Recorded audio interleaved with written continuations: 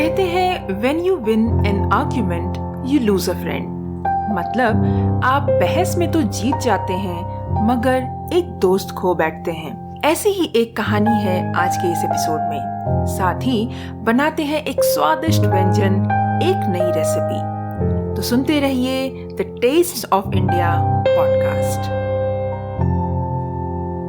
The taste of India podcast, जिसका सार विभिन्नता में एकता है, जहां भारत की सांस्कृतिक विभिन्नता को हम स्वादिष्ट व्यंजनों के माध्यम से एक सूत्र में बांधेंगे। इस कुकरी शो से अब आप बिना कंप्यूटर या बिना किताब छुए फोन के माध्यम से अपने ही किचन में इन स्वादिष्ट रेसिपीज को सुनते हुए बना सकते हैं। इन रेसिपीज को आप हमारे वेबसाइट thetasteofindia.com पर भी पढ़ सकते हैं।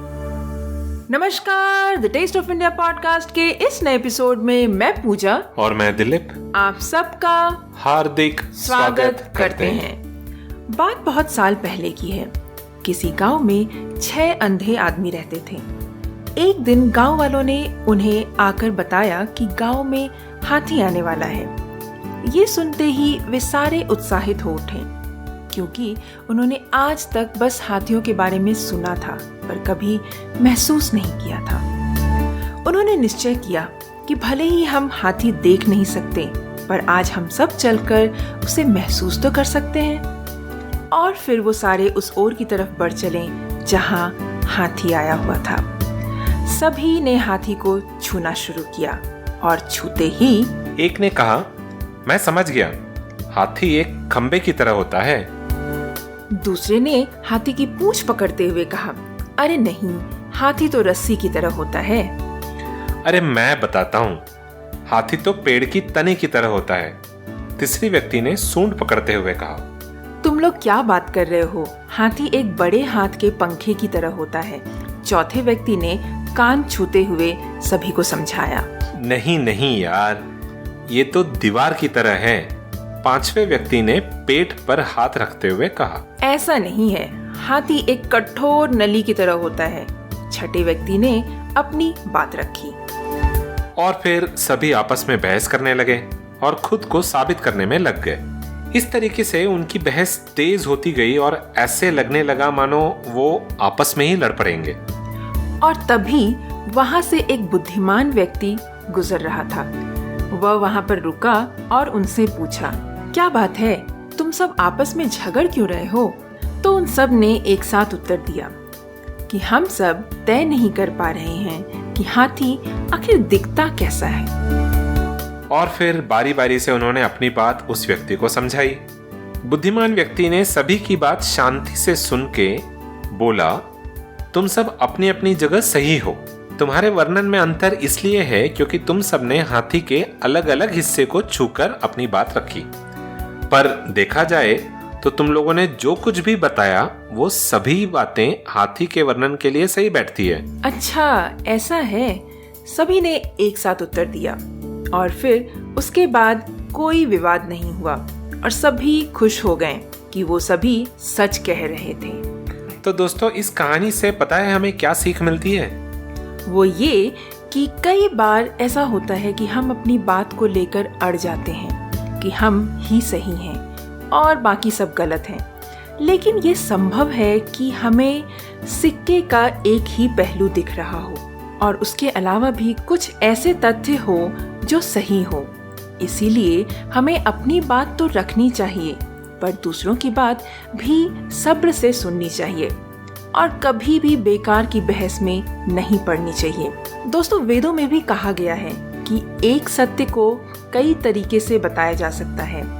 तो अगली बार जब आप ऐसे किसी भी बहस में पड़े तो याद कर लीजिएगा कि कहीं ऐसा तो नहीं कि आपके पास सिर्फ पूंछ है और बाकी हिस्से किसी और के पास हैं। और अगर आप इसको ध्यान में रखते हुए हर बहस को अप्रोच करेंगे तो हम दावे के साथ कह सकते हैं कि आप किसी दोस्त को नहीं खोएंगे।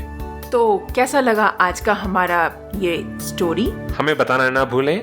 आप thetasteofindia.com पर अपनी राय हमें बता सकते हैं। तो इसके साथ ही फिर आज की रेसिपी की ओर चलें पूजा। बिल्कुल चलते हैं दिलीप।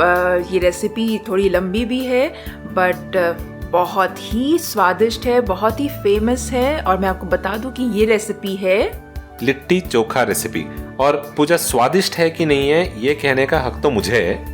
आप बनाओगे और मैं खाऊंगा। बिल्कुल सही। दोस्तों मैं आपको ये बात तो बता सकता हूँ कि मैं आपको एक चीज तो बता सकता हूँ कि अगर आपने लिट्टी चोखा नहीं खाया तो आप एक बहुत ही स्वादिष्ट और बहुत ही यूनिक रेसिपी मिस कर रहे हैं। तो इसी बात पर अब देखते हैं कि लिट्टी चोखा कैसे बनाया जाता है। तो दोस्तों आगे बढ़ने से पहले मैं आप सबको ये बता दूं कि आज की रेसिपी जो लिट्टी चोखा रेसिपी है ये काफ़ी फेमस रेसिपी है बिहार की। ये इनफैक्ट झारखंड यूपी में भी काफ़ी फेमस है। और इस रेसिपी को ट्रेडिशनली पुराने समय में बेसिकली चूल्हे में बनाया जाता था। मिट्टी का चूल्हा होता था, उसमें जो गोईठा जिसे कहते हैं, जिसे काऊ डंग केक कहते हैं, वो जलाकर बनाया जाता था। तो बेसिकली क्या करते थे कि इस लिट्टी को उस चूल्हे में डालते थे और इसे सेक कर निकाला जाता था। तो उसका स्वाद ही कुछ अलग होता था। पर क्योंकि आजकल मॉडर्न कुकिंग का ज़माना है और चूल्हे वगैरह की उपलब्धि नहीं हो पाती है, तो हम आज इस रेसिपी को जो है गैस स्टव पर बनाएंगे। और मैं आपको बताऊंगी आज की गैस स्टव पर आप 4 तरीके से लिट्टी कैसे बना सकते हैं। और ये चारों तरीके से बनाई हुई लिट्टी बहुत ही स्वादिष्ट होती है। मुझे पता है कि ये वैसी स्वादिष्ट रेसिपी तो नहीं होगी जो पुराने ज़माने में बनती थी, बट हाँ इतनी गारंटी दे सकती हूँ कि ये स्वादिष्ट होगी फिर भी। तो चलिए देखते हैं, फटाफट से लिखते हैं कि इस रेसिपी को बनाने के लिए हमें किन किन चीज़ों की आवश्यकता होगी। तो सबसे पहले हमें इस रेसिपी को बनाने के लिए आटा गूंदना है, जिसके लिए हमें गेहूं का आटा लेना है 4 कप। उसमें हम डालेंगे सरसों का तेल 4 टेबलस्पून और नमक स्वाद अनुसार। उसके बाद हमें बनाने हैं इसकी स्टफिंग, मतलब सत्तू की स्टफिंग। सत्तू की स्टफिंग तैयार करने के लिए हमें चाहिए होंगे 2 कप सत्तू का आटा, 1 टेबलस्पून जो है अदरक रफली चॉप कर लेंगे, 1 टेबलस्पून गार्लिक रफली चॉप किया हुआ, 4 जो है हरी मिर्ची, 1 टेबलस्पून पिकल मसाला, यानी कि कोई भी अचार मसाला आप यहाँ पर यूज़ कर सकते हैं। खासकर अगर आपके पास आम का अचार या फिर वो भरवा मिर्ची का अचार है तो उसका मसाला अगर आप यूज़ करेंगे इस रेसिपी में तो बहुत ही स्वादिष्ट बनेगी रेसिपी। उसके अलावा हम इसमें यूज़ करेंगे 1/2 कप जो है धनिया पत्ती, जिसे हम बारीक काट लेंगे, 1/2 टीस्पून कैरम सीड्स यानी कि अजवाइन, 1 फुल लेमन जो है उसका जूस निकाल लेंगे, वो चाहिए होंगे हमें, 3 टेबलस्पून सरसों का तेल और नमक स्वाद अनुसार। उसके बाद तीसरे चरण में है चोखा। हमें चोखा बनाना है यहाँ पर, और चोखा बनाने के लिए दोस्तों हमें चाहिए होंगे ब्रिंजल, जिसे हम भट्टा बैंगन भी कहीं कहीं कहते हैं, जो मोटा वाला होता है वो बैंगन भरता बनाने वाला, वो हम 2 लेंगे, और 2 से 3 टमाटर लेंगे, 4 से 5 लहसुन की कलियाँ लेंगे, 2 हरी मिर्ची बारीक कटे हुए, 4 टेबलस्पून जो है धनिया पत्ती बारीक कटा हुआ, 1 टीस्पून सरसों का तेल और नमक स्वाद अनुसार। उसके अलावे हमें घी चाहिए होंगे जो कि इस लिट्टी को हमें डिप करने के लिए। So the ingredients for this recipe are, first of all, for making the dough, we'll need 4 cup wheat flour, mustard oil 4 tablespoon, salt to taste. Then for the sattu stuffing, we'll need sattu 2 cups, ginger 1 tablespoon roughly chopped, garlic 1 tablespoon roughly chopped, green chilies 4, pickle masala 1 tablespoon. You can take any pickle masala like mango achar or even the bharwa mirchi achar. That masala will also do. Coriander leaves 1/2 cup finely chopped, carom seeds 1/2 teaspoon, lemon 1 full lemon juice, mustard oil 3 tablespoon and salt to taste. For the chokha we'll need brinjal or the bharta bangan 2 pieces, tomato 2, garlic pods about 4 to 5, green chilies 2 finely chopped, coriander leaves 4 tablespoon finely chopped, mustard oil 1 teaspoon, salt to taste, and we'll also need ghee as needed to dip the littis. तो दोस्तों आइए देखते हैं कि इस recipe को बनाते कैसे हैं। तो इस रेसिपी को बनाने के लिए सबसे पहले हम शुरू करते हैं आटा गूंदने से। तो आटा गूंदने के लिए हमें बस एक बोल लेना है जिसमें कि आटा डालेंगे, सरसों का तेल डालेंगे और नमक स्वाद अनुसार डालेंगे। इन तीनों चीज़ों को डालकर हम थोड़ा सा मिक्स कर लेंगे अच्छे से और उसके बाद थोड़ा थोड़ा पानी डालते हुए सॉफ्ट आटा गूंद लेंगे। और इस आटे को हम बेसिकली पराठे, जैसे आप पराठे के लिए आटा गूंदते हैं ठीक वैसे ही गूंदना है। और गूंदने के बाद कवर करके इसे तकरीबन 20 से 30 मिनट तक रख दीजिए हटाकर। So now on to the method of preparation. First of all, let's knead the dough. In a bowl, add wheat flour, mustard oil and salt and give it a nice mix. Now add water little by little and knead it to a soft and smooth dough like that of parathas. Cover it and keep it aside for about 20 to 30 minutes. अब बारी है stuffing तैयार करने की। तो सत्तू की stuffing तैयार करने के लिए हमें एक काम करना है। सबसे पहले कि हम मिक्सर ग्राइंडर लेंगे जिसमें कि हम डालेंगे रफली चॉप किया हुआ जिंजर, गार्लिक, हरी मिर्ची और जो अचार का मसाला मैंने आपको बताया वो, इन सारी चीज़ों को डालकर हम मिक्सर ग्राइंडर में एक बार पेस्ट बना लेंगे। उसके बाद हम एक बोल लेंगे जिसमें कि हम डालेंगे सत्तू, धनिया पत्ती, हरी मिर्ची, अजवाइन, नींबू का जूस, सरसों का तेल, नमक और जो हमने अभी पेस्ट बनाया है वो, इन सारी चीज़ों को डालने के बाद अच्छे से मिक्स कर लेंगे। उसके बाद अगर आपको लगता है कि मिक्सचर बहुत ज़्यादा ड्राई है तो थोड़ा सा आप पानी स्प्रिंकल कर सकते हैं ताकि मिक्सचर थोड़ा आपके हाथ में बाइंड हो सके। तो इस तरीके से आपको मिक्सचर को मिला लेना है। Now for the stuffing, add ginger, garlic, green chilies and the achar masala or the pickle masala in a mixer grinder and blend everything together and make a paste and set it aside. In a bowl, add sattu, green chili, coriander leaves, ajwain, lemon juice, mustard oil, salt and the paste that we just made and mix everything well. Sprinkle little water if the mixture is a little dry so that it binds and then mix everything well. Keep in mind that there should be just enough water to slightly bind it. The water should not be excess. Once done, set it aside. और उसके बाद हम बनाते हैं चोखा। चोखा बनाने के लिए हमें एक काम करना है कि बैंगन और टमाटर, इन दोनों चीज़ों के ऊपर हल्का सा तेल अप्लाई कर लेंगे और उसके बाद हमें इस बैंगन और टमाटर इन दोनों को ग्रिल के ऊपर रखना है और डायरेक्ट लो फ्लेम पर हमें इसे पकाना है। हमें इसे चारों तरफ से अच्छे से पकाना है, अल्टी पल्टी करके आप इसे पका लीजिए। जब आप देखेंगे कि ये थोड़ा सॉफ्ट हो गया है और हर तरफ से पक चुका है तो आप इसे हटा लेंगे प्लेट में। और आपको यहाँ पर एक बात बता देती हूँ कि जब आप बैंगन रखेंगे पकने के लिए तो आप एक काम कर सकते हैं कि यहाँ पर आप 5 से 6 लहसुन जो है, लहसुन की कलियाँ, वो बैंगन के अंदर एक स्लिट करते हुए उसमें डाल दीजिएगा, इंसर्ट कर दीजिएगा ताकि वो लहसुन की कलियाँ भी जो है थोड़ा रोस्ट हो जाए, तो एक अच्छा फ्लेवर देता है भरता में। तो फिर जब आप उसको प्लेट में हटा लेंगे तो इसे थोड़ा ठंडा होने देंगे और ठंडा होने के बाद जो है हम इसके स्किन को निकाल लेंगे टमाटर और बैंगन के। और उसके बाद हमें एक प्लेट में, मिक्सिंग बोल में बैंगन, टमाटर, फिर लहसुन जो हमने रोस्ट किया है वो डालेंगे, नमक डालेंगे, हरी मिर्ची डालेंगे, धनिया पत्ती, सरसों का तेल, इन सारी चीज़ों को डालकर अच्छे से मिक्स कर देंगे। तो बस हो गया हमारा चोखा ready. Now for the chokha, brush the eggplants and the tomato with mustard oil, then place them on a grill and roast on direct low flame until they are nicely charred from all the sides and is soft in texture. Now while you're doing this, ensure that you make a small slit on the brinjal and insert some of these garlic pods into it. This is so that the garlic pods also gets roasted along with the brinjal when you're roasting the brinjal. Now remove them onto a plate and let them cool down to hand tolerable heat. Then remove the skin of the eggplant and the tomatoes and roughly mash it and transfer it to a mixing bowl. Then add salt, green chilies, coriander leaves, mustard oil and mix everything well and your chokha is ready. तो चलिए अब बारी है लिट्टी बनाने की।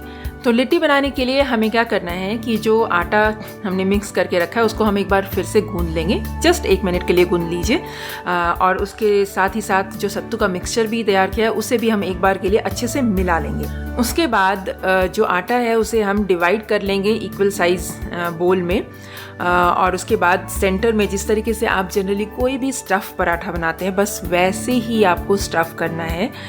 जो थोड़ा सा मिक्सचर उठाएंगे आप सत्तू का और स्टफ़ करना है इसके अंदर और चारों तरफ से सील करते हुए इसे बंद कर देंगे।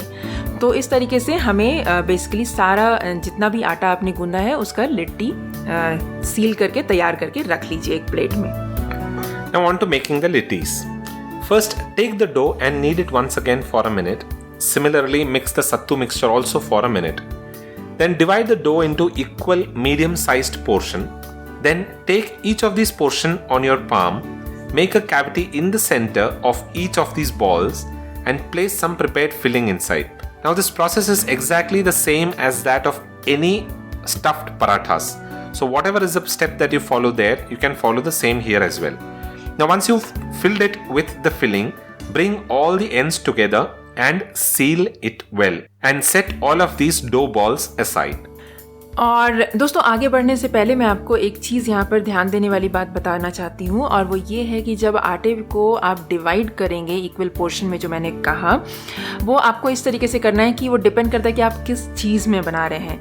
अगर तो आप अपम वाले इसमें बना रहे हैं तो फिर आपको उस हिसाब से डिवाइड करना है। आपको ये ध्यान देना है कि उसके अंदर कितना बड़ा गोला आ जाएगा। अगर आप 3-4 चीज़ें यूज़ कर रहे हैं एक साथ बनाने के लिए तो उसके लिए आपको हर साइज़ जो है थोड़ा डिफरेंट होगा आपका जो बॉल तैयार करेंगे। तो बस इस चीज़ का आपको ध्यान रखना है। तो चलिए अब देखते हैं कि इसे पकाना कैसे है। तो सबसे पहले हम जाली में पकाते हैं यानी कि ग्रिल में पकाते हैं इस लिट्टी को। तो उसके लिए हमें एक काम करना है कि गैस स्टव बस ऑन करें, लो फ्लेम रखें, ग्रिल को रखें और उसके ऊपर 3-4 लिट्टी एक साथ जितना आ सके 3-4 लिट्टी 5 लिट्टी जो भी है एक साथ डालें और इसे हम लो फ्लेम पर पकाएंगे। इसे हमें पकाना है तब तक जब तक कि आप देखें कि वो गोल्डन ब्राउन ना हो जाए कलर में और इसको आपको बार बार पलटना होगा, चारों साइड से देखना होगा कि हर तरफ से पक जाए। ऐसे इस तरीके से आपको इसे पकाना है। ये प्रोसेस जो है तकरीबन 10 से 12 मिनट इसमें लगेगा आपको इस लिट्टी को पकाने में अच्छी तरीके से। और उसके बाद जब ये पक जाए तो इसे आप एक बोल में घी गरम करके रखें जिसमें कि आप इसे डिप कर सकते हैं और फिर लिट्टी को उसमें से निकाल सकते हैं। ये चीज़ ऑप्शन है, यहाँ पर घी यूज़ करना यहाँ पर बिल्कुल ऑप्शनल है। अगर आप चाहते हैं कि लिट्टी को ऐसे ही खाएं, बेक्ड खाएं, तो फिर आप वैसे खा सकते हैं। घी में डुबा कर निकाल के खाना चाहते हैं तो वैसे भी खा सकते हैं। और दूसरे तरीके से बनाने के लिए हम यहाँ पर यूज़ करेंगे उनियप्पम पैन, जिसे पनियारम पैन भी कहते हैं। इसके लिए हमें सेम जो हमने लिट्टी का बनाकर रखा हुआ है जो पनियारम पैन है इसे गरम कर लेंगे। जब गरम हो जाए तो जो मोल्ड्स हैं इसमें आप बस लिट्टी को रखना है और बस सेम प्रोसेस फॉलो करना है। कोई तेल वगैरह यहाँ पर यूज़ नहीं करना है आपको।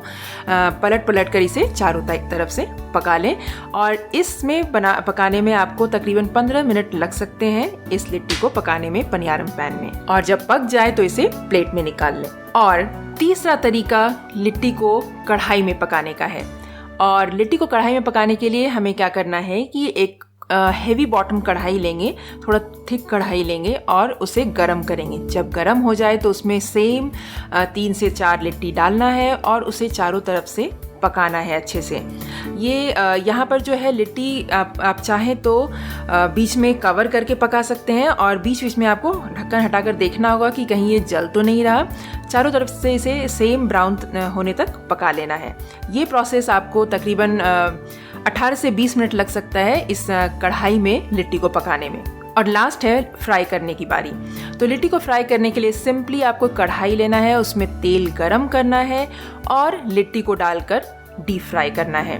यहाँ पर दोस्तों कुछ लोग जो है मस्टर्ड ऑयल यूज़ करते हैं लिट्टी को फ्राई करने के लिए, और अगर आप मस्टर्ड ऑयल यूज़ नहीं करना चाहते हैं तो आप नॉर्मल रिफाइंड तेल यूज़ कर सकते हैं। तो ये हो गए 4 तरीके लिट्टी बनाने के। So now on to roasting the littis. So we are going to follow 3 different methods to roast the littis.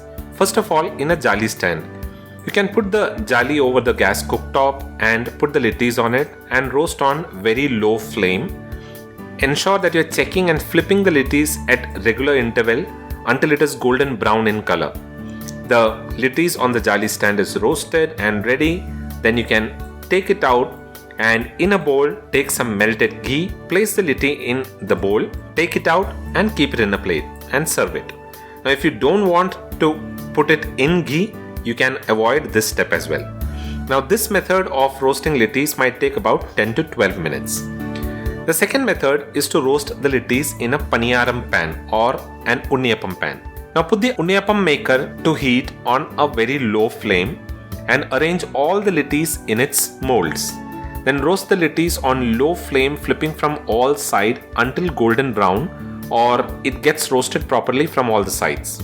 Now here the roasting process might take about 15 minutes. Once done, take it out on a plate and follow the same process of dipping it in a ghee if you wish to. The third method is to roast litti in a kadhai. Take a heavy bottom kadhai to make the littis and heat the kadhai and place the littis in it to roast.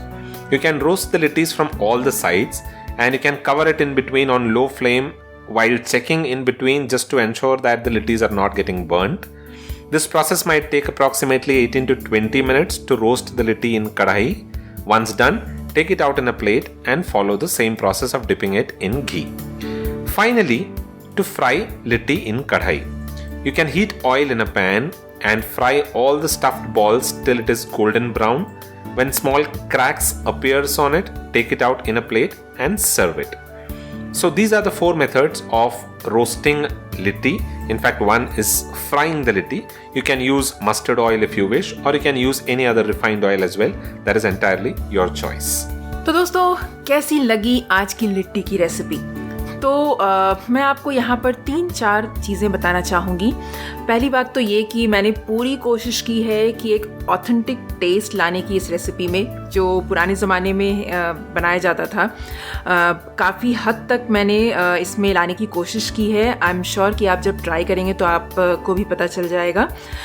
और मैं आपको एक advice देना चाहूँगी कि इसमें जो best litti है, जो तरीका है, वो है ग्रिल करने वाला। तो आई थिंक दिलीप, आपको कौन सा पसंद आया इसमें, इन चारों में से, जब उस दिन खाया था आपने? मुझे तो जो ग्रिल पे रोस्टेड लिट्टी था वही सबसे ज़्यादा पसंद है ना, क्योंकि वो बेसिकली थोड़ा सा जलने का जो उसमें खुशबू आ रहा था, वो बेसिकली हमें चूल्हे पे बनाया हुआ टाइप का फ्लेवर आ रहा था, राइट? और उसके बाद जब आप उसको घी में डिप करके निकालते हैं तो वो काफ़ी हद तक वो फ्लेवर देता है। तो आई थिंक कि आपको वो ट्राई करना चाहिए। बट आपके पास अगर ग्रिल नहीं है तो आप इन तीनों में से कोई भी चीज़ें यूज़ करके आप ट्राई कर सकते हैं इस लिट्टी को घर पर। और दूसरी बात मैं आपको ये बताना चाहूँगी कि लिट्टी को परोसने के लिए आप बैंगन का भरता, टमाटर की चटनी, आलू का चोखा, प्याज, मूली, इन सारी चीज़ों के साथ भी इसे परोस सकते हैं। ये बहुत ही स्वादिष्ट लगती है खाने में। और एक और बात मैं यहाँ बताना चाहूँगी कि घी ऑप्शनल है, जैसा कि मैंने पहले भी आपको बताया। आप अगर इसे डिप नहीं करना चाहते हैं घी में तो आप डिप ना करें। और चौथी बात ये कि दोस्तों, यहाँ पे आपने नोटिस किया होगा कि हर चीज़ को बनाने में मैंने यहाँ पर मस्टर्ड ऑयल का काफ़ी इस्तेमाल किया है। वो इसीलिए क्योंकि मस्टर्ड ऑयल जो है बेसिकली वहाँ पर जब कोई भी व्यंजन बनाते हैं तो मस्टर्ड ऑयल काफ़ी हद तक यूज़ करते हैं लोग। तो इसीलिए मस्टर्ड ऑयल इस रेसिपी में एक अच्छा स्वाद लाता है। इस रेसिपी में मस्टर्ड ऑयल यूज़ करेंगे तभी एक अच्छा स्वाद आएगा। तो और अगर आप चाहें तो यहाँ पर मस्टर्ड ऑयल की क्वांटिटी को कम कर सकते हैं बेशक हर चीज़ में, बट मस्टर्ड ऑयल डालेंगे तो ज़्यादा स्वाद देगा। तो बस इतनी ही चीज़ें हमें आपको बतानी थी आज की रेसिपी के लिए। आई होप कि आपको ये रेसिपी पसंद आई होगी, और पसंद आई तो हमें कमेंट करके बताइए thetasteofindia.com पर। तो दोस्तों, आज के इस एपिसोड में इतना ही। हम फिर मिलेंगे अगले हफ्ते एक नई रेसिपी के साथ। बट जाने से पहले don't forget to visit thetasteofindia.com and tell us your thoughts about the show and about the recipe. आप अपना comments, feedback, suggestion हमारे contact बटन यूज करके भी दे सकते हैं। The Taste of India podcast available है सारे पॉडकास्टिंग प्लेटफॉर्म्स पे। आप हमें Google Podcast, Apple Podcast, Hubhopper, Stitcher Radio, TuneIn, Player FM, Spotify, गाना, JioSaavn और कारवा 2.0 में भी सुन सकते हैं। हम फिर मिलेंगे अगले हफ्ते एक नए व्यंजन के साथ। मगर जाने से पहले अगर आप हमारे इस शो पे एडवर्टाइज करना चाहते हैं तो हमें कांटेक्ट करें sponsorship@thetastesofIndia.com पर। The taste of India podcast 2 lakh listens cross कर चुका है। Our last 5 episodes saw close to 2 lakh downloads. You can advertise your products on this show and gain instant visibility with our audience. And what's more, अगर आप the taste of India podcast पर advertise करते हैं तो एक bonus की तौर पर आपका एड हम अपने वेबसाइट thetastefofIndia.com पर भी रन करेंगे और हमारे अपने डेडिकेटेड ईमेल रीडरशिप में आपका प्रोडक्ट का एड कंटिन्यूअस हर हफ्ते 5 हफ्ते तक हम भेजते रहेंगे। तो what are you waiting for? Advertise on the Taste of India podcast. Reach out to us at sponsors@thetastefofIndia.com. So that is all that we have for this week, Pooja. That is all, Dilip. We'll be back again the next week with another tasty recipe. Until then, keep listening to the Taste of India podcast. This is goodbye from Dilip. And goodbye from Pooja. You all have a wonderful rest of the week.